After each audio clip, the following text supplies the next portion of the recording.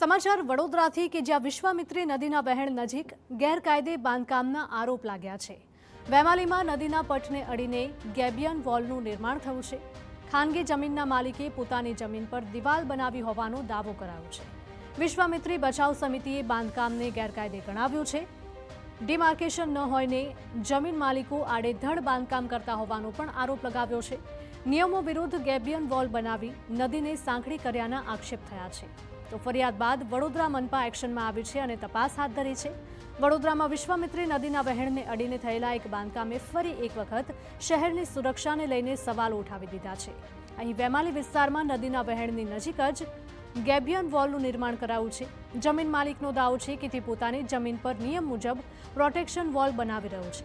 જોકે વિશ્વામિત્રી બચાવ સમિતિના આક્ષેપ છે કે સત્તાવાર ડિમાર્કેશન વિના જ આ ગેરકાયદેસર બાંધકામ કરાયું છે। એવું કહે છે કે મારી જમીન છે એટલે બનાવી રહ્યા છે, તો વિશ્વામિત્રી નદીનું વહેણ હતું, જે વહેણવાળી જગ્યા ઉપર આ ગેબિયન વોલ બનાવ્યું છે, તો વિશ્વામિત્રીનું વહેણ 100% અટકાઈ જાય એવું છે। અને આ વિશ્વામિત્રી અહીંથી જ શરૂ થાય છે, લગભગ વડોદરા શહેરમાં આ જગ્યાએથી જ પ્રવેશે છે। તો સૌથી પહેલાં અહીંયા જ બંધ જેવી સ્થિતિ સર્જાશે।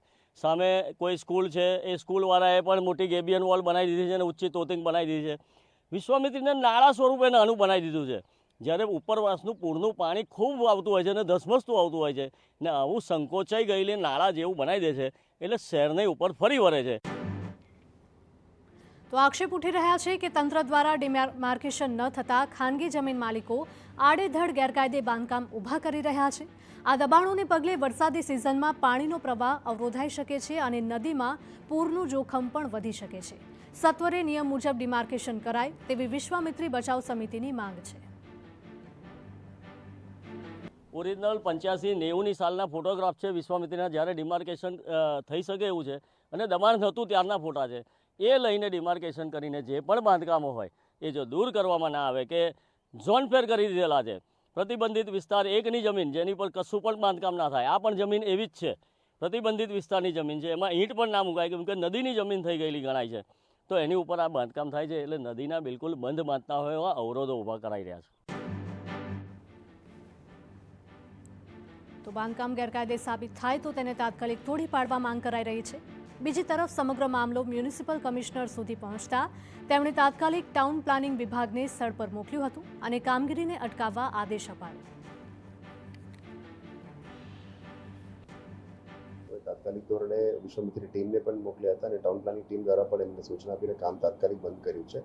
આજે ફરી ટીમ મોકલ્યું છે, અમે ચકાસણી કરીશું કે એની પોતાની જમીનનું છે અથવા સરકારી જમીન ઉપર દબાણ છે કે કેમ એ ચેક કરીને અને વિશ્વામિત્રી નદીની ફ્લોની અટકાવતો હોય તેના ઉપર પણ કાર્યવાહી કરીશું, પણ પહેલા પ્રાથમિક દૃષ્ટિએ ચેક કર્યા પછી અમે જવાબ આપીશું।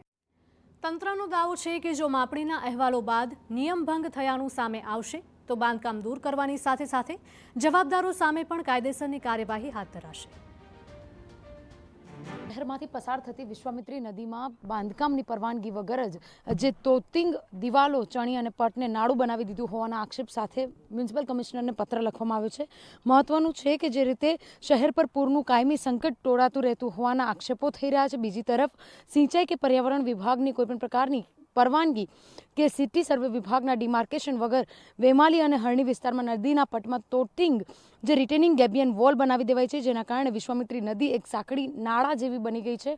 આ સમગ્ર બાબતને લઈને જે જાણીતા વડોદરા શહેરની જે વિશ્વામિત્રી બચાવ સમિતિના જે અધ્યક્ષ છે શૈલેષ અમીન, કે તેઓ દ્વારા પત્ર લખી અને વિશ્વામિત્રી નદી પર થતા જે તોતિંગ બાંધકામ છે તેને દૂર કરવા માટેની જે અરજી છે તે કરી છે। બીજી તરફ મ્યુનિસિપલ કમિશનર દ્વારા પણ આજે આ કામગીરી છે તેને રોકવામાં આવી છે અને જો કોઈપણ પ્રકારની પરવાનગી વગર જો કામગીરી કરતા હોય તો તેને નોટિસ આપવા માટેની પણ વાત કરવામાં આવી છે, પરંતુ જે રીતે વિશ્વામિત્રી નદીને નાળું બનાવવામાં આવી રહ્યું છે અને બીજી તરફ નદીમાંથી જે પાણીના વહેણને રોકવામાં આવી રહ્યું છે, ત્યારે આ બાંધકામને તોડી પાડી અને કાયદેસરની કાર્યવાહી ક્યારે થશે તે પણ જોવું તેટલું જ મહત્વનું છે, કારણ કે જ્યારે અલ્નિનોની અસર છે, ભારે માત્રામાં વરસાદ વરસે અને જો પૂરની પરિસ્થિતિ ઊભી થાય તો કદાચ વિશ્વામિત્રી નદીના વહેણને રોકાણ માટે આ એક ગેબિયન વોલ પણ જવાબદાર બની રહે તેવી પણ શક્યતાઓ નહિવત નહીં કહેવાય।